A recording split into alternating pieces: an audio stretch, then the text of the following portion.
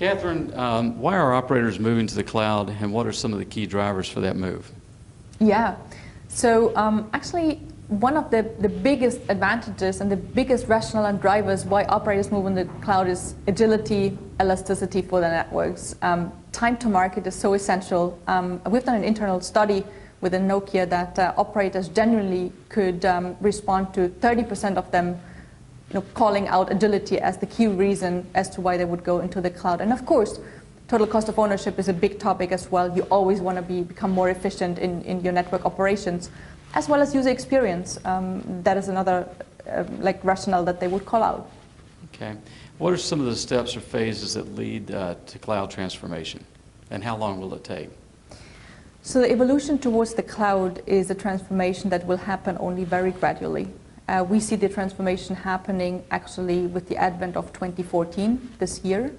We have prepared to move into the cloud 4 years back in 2010. But we will see like one virtual cloud where the data centers, the IT and the telco cloud, both cloud domains will come together, only happening in 2020.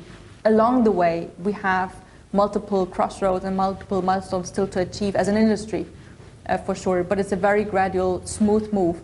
However, I will say that there's no doubt in the market anymore that the market will virtualize. It's just a question what kind of parties will come to the table and how will market shares be allocated and what are the right technologies to play in that area. Can you talk specifically about Nokia's strategy and customers that will help you move into the cloud? I know you mentioned Verizon and IMS.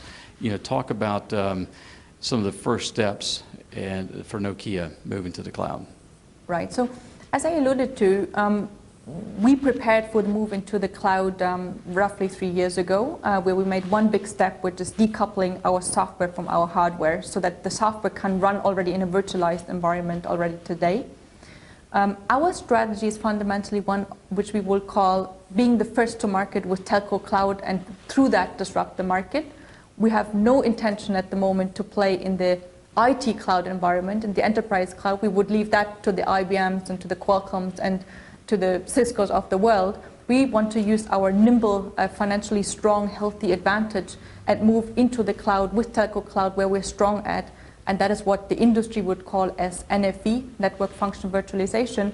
And of course, that is where we're strong. That is where we have already today applications like a virtualized IMS, a virtualized VoLTE, a virtualized Evolved Packet Core, virtualized security solutions running in the networks, a virtualized OSS, for instance. Having said that, we're complementing our portfolio on the go. In that context, we have also announced a partnership with Juniper just recently on software-defined networking. So we are gradually moving into the cloud. It's a long journey, but we're well equipped to move into that. And your question on operators, I would say that we have 40 trials running today. We have 2 commercial deals, both of which are not yet public.